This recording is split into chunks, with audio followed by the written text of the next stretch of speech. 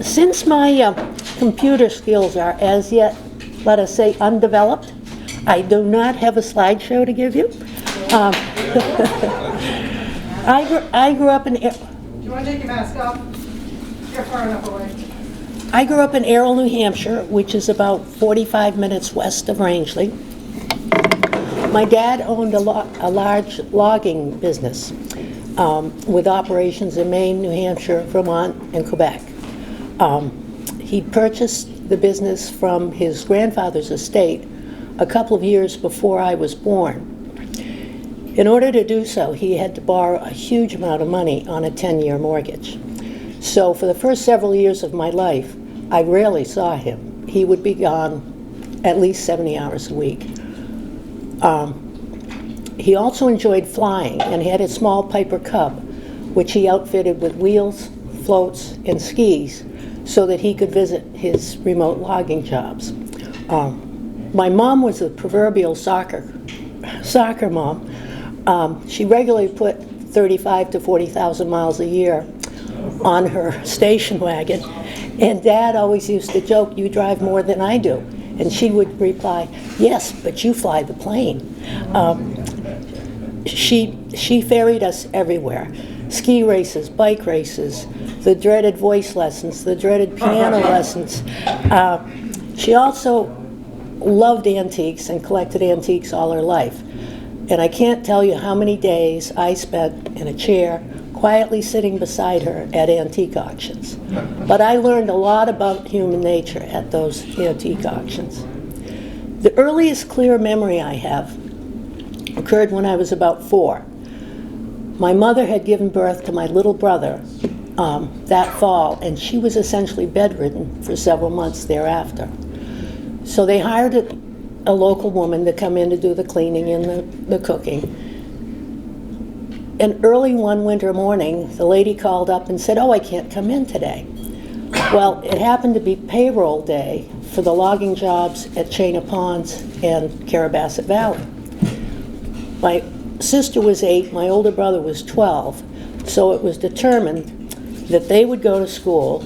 Dad would take Buckwheat, which was my nickname at the time, with him in the plane, and we would go and do payroll. I was delighted. It was the first time in my life I had ever spent time with my dad, let alone a whole day with him without my brothers and sisters. So we get in the plane, we go to Chena Ponds. The nice French-Canadian cook sits me down with a big glass of milk, and I swear, a warm molasses cookie the size of a dinner plate. So things were going along swimmingly. So then we flew down to Carabasset Valley to Chateau de Tague, and Dad did payroll there, and Mrs. Tague gave me a cheeseburger and French fries. We got back in the plane. We were there at 3 o'clock when my brother and sister got out of school, so it was a wonderful day. About 2 weeks later, the woman calls up again, and it's the same payroll day. Well, there was a raging snowstorm, so Buckwheat got in the car with Dad. We left before dawn, and we got home 14 hours later. It didn't take me long to let Mom and Dad know about my displeasure of spending that long in a car. So they, quite shortly thereafter, hired this wonderful English girl to be a live-in helper to my mom. And I loved Katie. I followed her around like a puppy, and she called me her little chum, so that's how I got my nickname, Chummy. We also had another interesting member of the family that we didn't really plan on getting, but Dad wanted to buy a woodlot in southern Vermont, which had no viable access, except there was real easy access over an estate that was owned by a rather eccentric former Manhattan socialite. No one had been able to get a right-of-way across her land. But Dad decided he'd go over and see what happened. So she spent her winters on the Mediterranean, and every year brought back a matched pair of Sardinian donkeys. So unfortunately, the male had died on the way to Vermont, and she was all distressed about, she had several pairs of donkeys. there in the estate, but she was so distressed that this poor little donkey didn't have a mate. So Dad said, well, you know, I have 4 kids. We'll teach them responsibility. So he got the right of way, and we got the donkey. Josephine was a character. She loved to chew wood, and she quite quickly figured out that if she just simply chewed the top 2x8 style, she could wander all over town. So she loved tobacco, and she would roam around town eating up cigarette butts. And there were some funny situations that she got involved in. One fall afternoon, a couple of ladies checked into the nearby motel and decided to walk up to the restaurant to have a piece of pie or whatever. Well, Josie was out doing her duties around town, and she, of course, smelled tobacco in one of the woman's purses.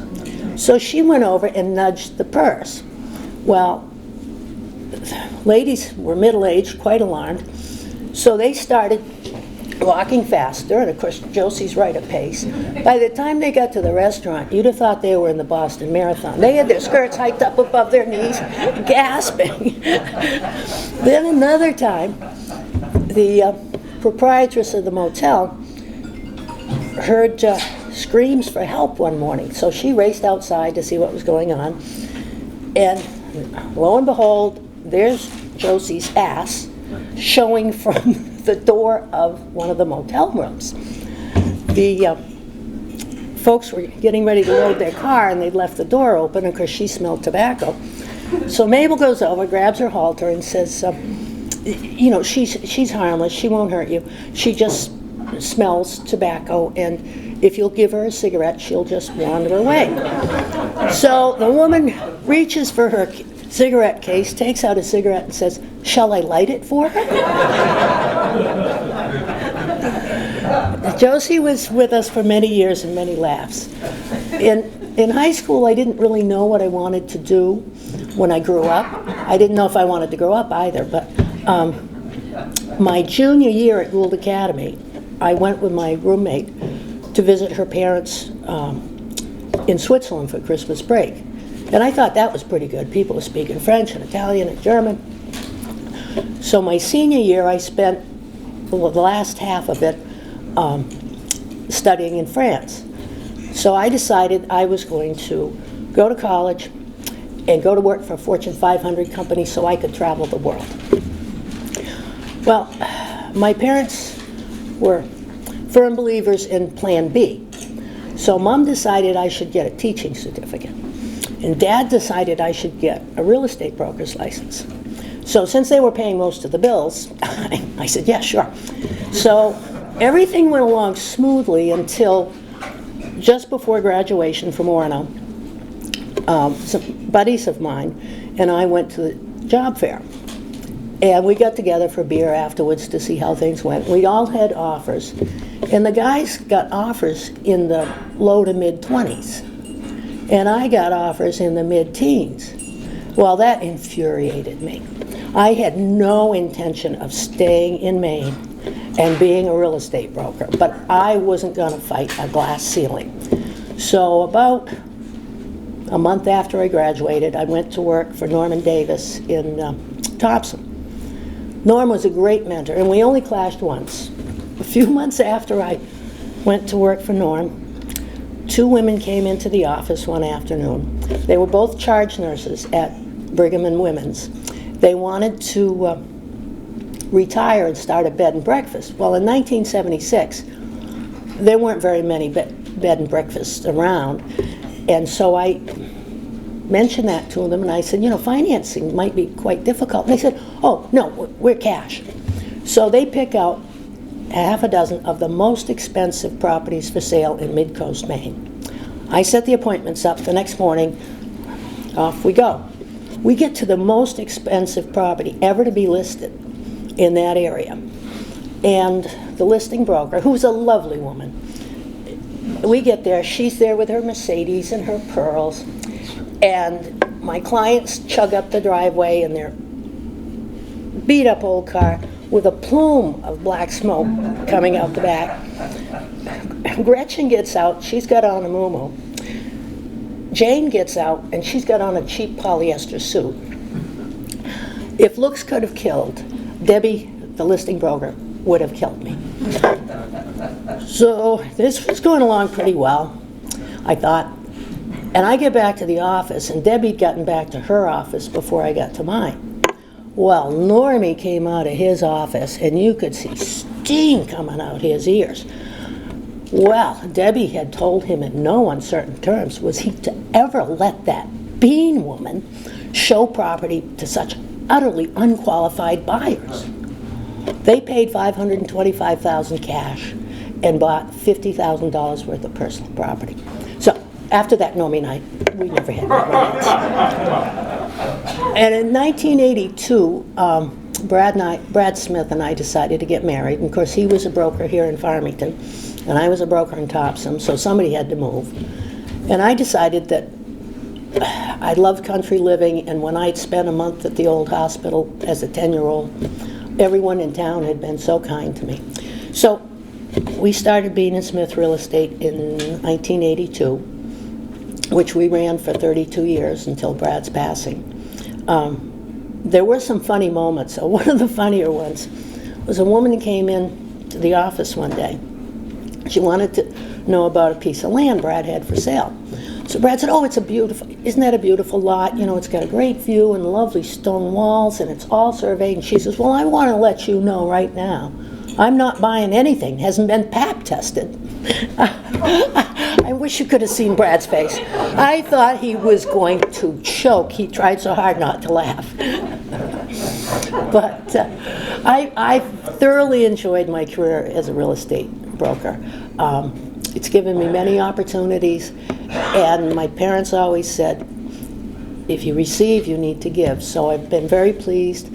I served for many, many years as a director of the local Realtor Council, was twice elected as Realtor of the Year by that council, served 2 terms as president of that council, served 2 terms on the Maine Association of Realtors Board of Directors, and 2 terms on the statewide multiple listing service board. So it's been a good career. It's a lot more complex than it was 45 years ago, but that's what makes it interesting. So thank you for your time. You take questions? Sure. Look, why don't you tell them about the drama that brought you to Farmington's hospital for a whole month? I mean, the suspense is killing me. Oh, okay. Well, you know the story, Paul, but anyway. You know, nobody else Okay. does, right? So in February of '64, during February vacation, I was involved in a chairlift accident at Saddleback. So I came down to the old hospital, and after I was there for just more than 24 hours, I lost 6 pints of blood.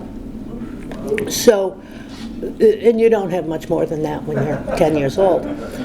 So Paul Floyd, who you older Farmington folks would well remember, he was a well-respected, avid Rotarian. He knew that Rangeley was meeting at that very time. So he called up the club in Rangeley and said, I need 6 guys down here immediately to donate blood. So 6 of the fellows from Rangeley, because there were no women back there in Rotary, they came down and were able to donate the 6 pints of blood that saved my life. And that's when I met Paul and Emily Floyd, other Rotarians. And Emily was kind of a slightly built woman. She came over, she was Paul's nurse assistant. She came over, and I'm lying in bed, and she comes over to me and she says, young lady, I'm going to hold your head and don't you move a muscle. I was scared to death.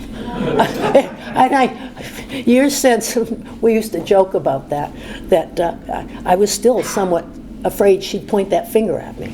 But all worked out well. A month later, I was able to go home. They wouldn't let me ski that spring, but the next year I was back on the slopes. So. Any other questions? You guys have questions? so much for that. We want to present you with Well, a thank you. recognition of service and a mug. Thank you so much. Thank you.